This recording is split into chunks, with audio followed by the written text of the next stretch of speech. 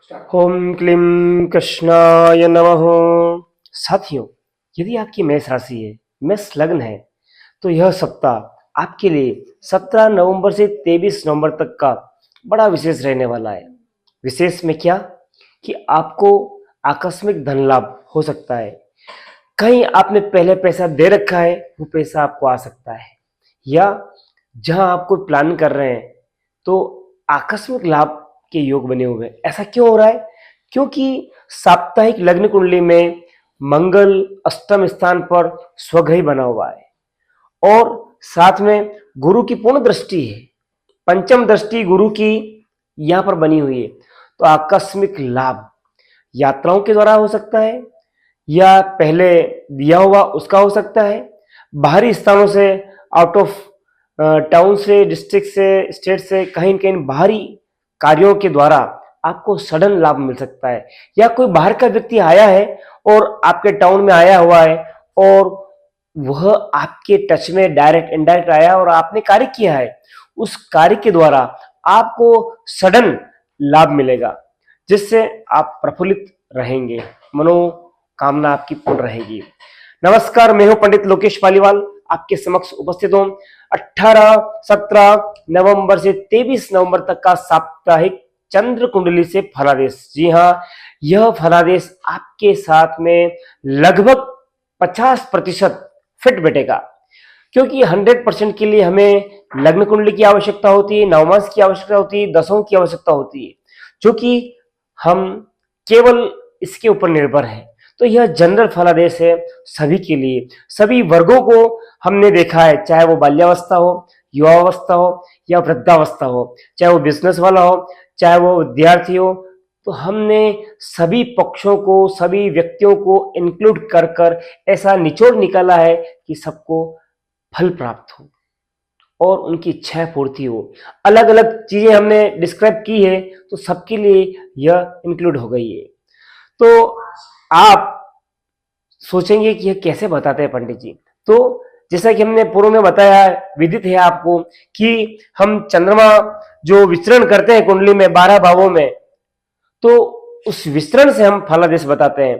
तो चंद्रमा का विचरण इस सप्ताह में जो रहने वाला है वह कन्या, तुला, वृश्चिक और धन, इन राशियों के ऊपर वो चंद्रमा विचरण करेंगे। इससे आपको क्या क्या फल मिलेगा? तो आपको आकस्मिक जो है कुछ भय सप्ताह के प्रारंभ में आपको आकस्मिक भय रह सकता है, आपको डिप्रेशन रह सकता है, आपको बीपी आपका लो रह सकता है, एवं आपको एलर्जी रह सकती है। आपकी हो सकता है कि कोर्ट कचहरी मुकदमे ये है, इनमें से जो भी आपका एक पक्ष है उससे आपको जो है आपका अटैचमेंट रहेगा। सेकेंडली, वीक में जब भी वापिस चंद्रमा यहां से यहां आएगा, केंद्र में आ जाएगा, तुला राशि पे आ जाएगा, तो यहां पर गजकेसरी योग बन रहा है। तो निश्चित तौर पर यह आपको पुनः उस चीज से उभार देगा और आपको लाभ प्राप्त होगा। लाभ किससे? आपको आपके जीवन साथी से एवं ट्रेड में पार्टनर से आकस्मिक आपको सहयोग प्राप्त होगा। आपको उम्मीद नहीं होगी, उस प्रकार से आपको मदद प्राप्त रहेगी। वो मैंने बताया कि चंद्रमा गुरु आपस में जब भी केंद्र में होते हैं, 1, 4, 7, 10 की गणनाओं में रहते हैं चंद्र और गुरु, तब गजकेसरी योग बनता है, लाभ वाला होता है। फिर जैसे चंद्रमा पुनः अष्टम स्थान पर आ जाएगा, तो यहां पर भी आपको आकस्मिक लाभ की स्थिति रहेगी और यहां पर मिली जुली रहेगी। क्यों? क्योंकि यहां पर चंद्र मंगल की धनदायी वाली युति है, और वापिस देखेंगे बुध और चंद्र की युति बनी हुई है। तो कलात्मक कार्यों से लाभ, आर्टिकल से लाभ, लेखन से लाभ, और आर्टिस्ट है, पेंटिंग वगैरह है, कुछ विशेष आप कुकिंग कर सकते हैं, कुछ न कुछ विशेष आर्ट के द्वारा, आपके हुनर के द्वारा आपको लाभ प्राप्त हो रहा है। साथ में ट्रेवलिंग, टूर, इनसे संबंध भी आपको लाभ प्राप्त हो रहा है। जैसे ही चंद्रमा वापस यहां आ जाते हैं तो राजयोग बन रहा है, केंद्र और त्रिकोण का संबंध बन रहा है। त्रिकोण का स्वामी केंद्र में, केंद्र का स्वामी त्रिकोण में, तो यह राजयोग बन रहा है। तो यह भी आपको लाभ देने वाला है। आप धर्म युक्त रहेंगे, आस्थावान रहेंगे, आप विशेष आपके ख्याल रहेंगे। इससे आपका भाग्योदय होगा और ऐसे व्यक्ति मिलेंगे जो धी युक्त हों, धी यानी बुद्धि युक्त हों, जो आपको मार्गदर्शन देंगे, उससे आपको कालांतर में लाभ प्राप्त होगा। विशेष बात यह है कि इस सप्ताह में कौन से वो दिन है जिससे आपको लाभ प्राप्त होगा और बेस्ट रहेंगे आपके लिए। तो 18-19 नवंबर आपके लिए बेस्ट रहेगा। कुछ भी करें आप सफल रहेंगे। फिर देखें कि लकी कलर कौन सा है, तो निश्चित तौर पर लाइट कलर जो है वो आपके लिए फलदायी है। येलो है, ऑरेंज है और ऑफ वाइट है। ये कलर आपके लिए बहुत बहुत अच्छे रहने वाले हैं। फिर देखें कि कौन सा दिन आपको अवॉइड करना है, तो 20 और 22 नवंबर ये 2 दिन आपको अवॉइड करना है अपने कार्यों से, जिससे आपको आपके जीवन में ऑब्स्टिकल्स, बैरियर्स न्यूनतम प्राप्त हो, maximum to get success in your life. तो ज्यादा से ज्यादा आपको सफल आप प्राप्त हो आपके जीवन में, यही हमारा ध्येय रहता है। विशेष बिंदु जो उल्लेखित है इसके ऊपर बात करेंगे। हेल्थ के ऊपर आपके अष्टम स्थान पर 3 ग्रह चल रहे हैं और रोग स्थान पर चंद्रमा है, तो निश्चित तौर पर एलर्जी संबंधी आपको समस्या रह सकती है। पेट संबंधी और थाई, ये आपके मसल्स पेन वगैरह है, खिंचाव होना है, टिश्यूज में है या स्किन संबंधी है, निश्चित तौर पर कुछ न कुछ आपको सामान्य समस्या रहेगी। घरेलू टिप्स से आप इसको अच्छा कर सकते हैं।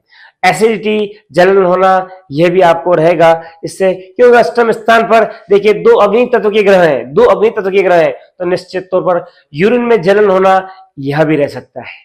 फिर देखें लव की बात करें, तो लव की जो स्थिति बनी हुई है वो सामान्य और उससे बिलो ही है, उत्तम नहीं है, शुभ नहीं है, इसलिए यथावत बने रहे। क्योंकि पंचमेश सूर्य अष्टम में गया है, साथ में मंगल बुध है, वही केतु है, तो यह स्थिति मध्यम है, विशेष नहीं है।